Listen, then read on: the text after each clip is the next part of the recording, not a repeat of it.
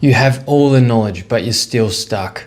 You consume courses, frameworks, workshops, thinking this time will be different. But weeks pass and nothing changes. Here's why. Smart people don't stay stuck because they lack the knowledge. They stay stuck because they treat execution like it's automatic.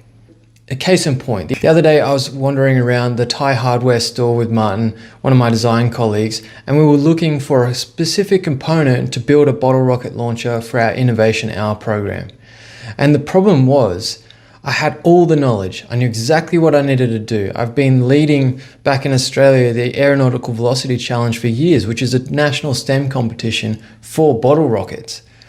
But the problem was, these components, this 22mm pipe was not a thing. Rubber O-rings, not a thing, because the context in Thailand is so much different. But this got me thinking, this is the cycle that we all sort of go through.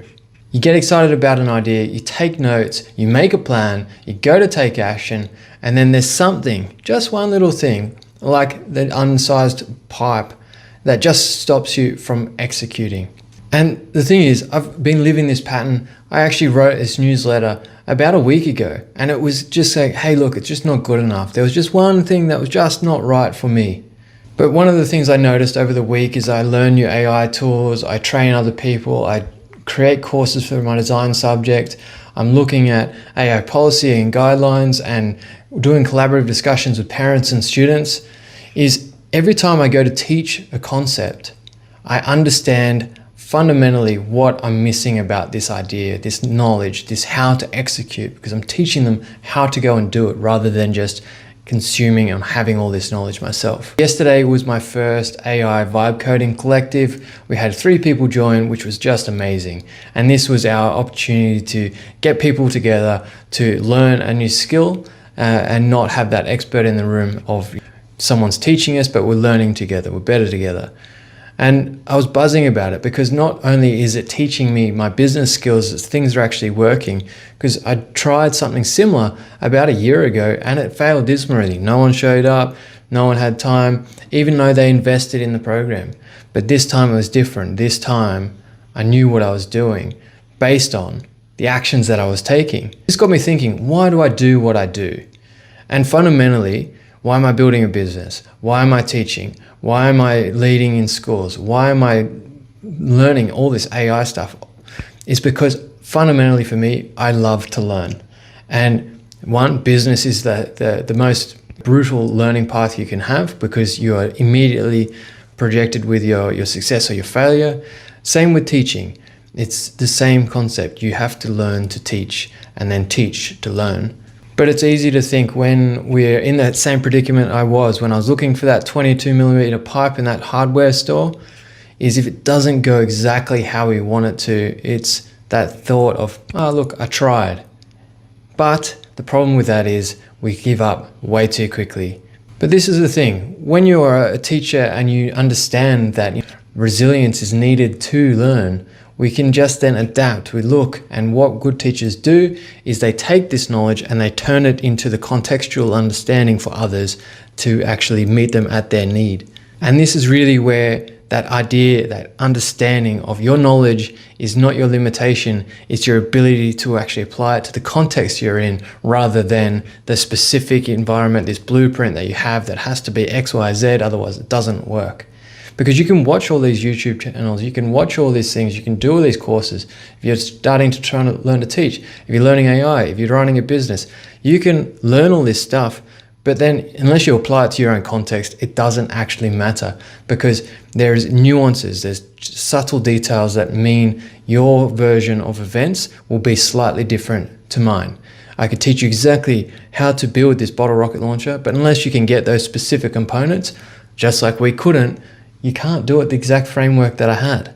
And this is the thing, the problem isn't a lack of information. We're literally drowning in it. If you look at your feed and you look at your phone history, you've probably been scrolling for ages. You've got so much information that is not the problem. The problem isn't lack of motivation. We understand that we either are driven by pain or pleasure. One of those two will make us do something. That's why we procrastinate. That's why we take action. We get motivated all the time. It's not the motivation.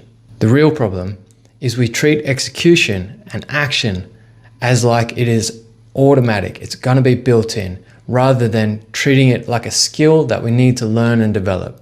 After years of just understanding and consuming all this content, I've now learned that there is a simple framework that we just need to apply to shift our understanding from a consumer into a creator. And that is what we call a teaching first architecture. It's the ability to, regardless if you feel like you're the expert or you're ready, to teach the knowledge. There's a fantastic book called The 7 Habits of Highly Effective People. And in the front cover, Stephen Covey says, read this like you're going to teach it to someone. Because he knew that the philosophy that Seneca wrote, Nietzsche hundreds years ago, of people learn by teaching. It's one of our most fundamental ways of retaining and engaging our own knowledge base and finding the holes, finding the gaps, and then improving on them. There's a 3-step framework for this teaching first architecture. And the first point is we need to teach to learn, not learn to teach. We are literally going step by step. Here's the content, here's the knowledge I have. I'm going to teach you this framework. I'm going to teach you this skill. I'm going to teach you how to make a cake. I'm going to teach you how to make a bottle rocket launcher. I'm going to teach you about this AI program using vibe coding. Whatever it is, whatever the interest is for you, it's about teaching first rather than learning to teach. Obviously, we do learn to teach while doing it. However, the thing with teaching is it fundamentally gets us to break down our concepts, our understanding at the level that we're trying to teach to. And this is why we look at differentiation, which is the ability to break some really complex tasks down to the learner's needs at their specific spot. And if we're the ultimate learner and we're learning to teach by teaching to learn, obviously it's a tongue twister, but it'll actually help us conceptualize our thoughts and break it down into a system and framework. Yesterday when I had this AI vibe coding collective, I just told them, hey, look, I'm not the expert in the room. I'm learning this skill as well. And messy progress beats perfect planning any day. Because at the end of the day, if you can actually take action and do some little steps, it's better than having this massive strategic plan that no one ever works on. The case in point for this is when I first wanted to start my business in 2023, I wrote for weeks and weeks and weeks the perfect business plan. And if I go back to it, I'm pretty sure it was about 85 pages long. It was insane. I don't know why I did it, but because I thought, oh, look, I need to have this really big plan so then I can execute on it. But the problem with the big plan is the bigger the plan, the harder it is to execute. And this is why applying that teach when you understand 20% rather than feeling like you're fully prepared, you're expert in the room. This brings me to the step 2 of our teach first architecture. This is just to build the systems for others. This is taking your framework, the thing that you're trying to learn, and then breaking it down step by step. I use a very simple framework for all of my teaching. Doesn't matter if it's for university, doesn't matter if it's for people learning AI vibe coding, doesn't matter if it's my grade 8 or 9 digital design class. It is 3 steps for success. Break down this really complex task down into 3 simple steps. If we can do that, then we can really articulate how and what is the purpose of this task. Because every question I get asked from my students is, for me, highlighting the areas that I need to know more. And then I can then systematize that process even more. The 3rd step is to document your teaching process. And this really links into that 2nd step, is creating the system. But if you document what you're doing, how you're doing it, this is not necessarily about having a dig and saying, hey, look, it's not good enough. I haven't met XYZ targets, all this kind of thing.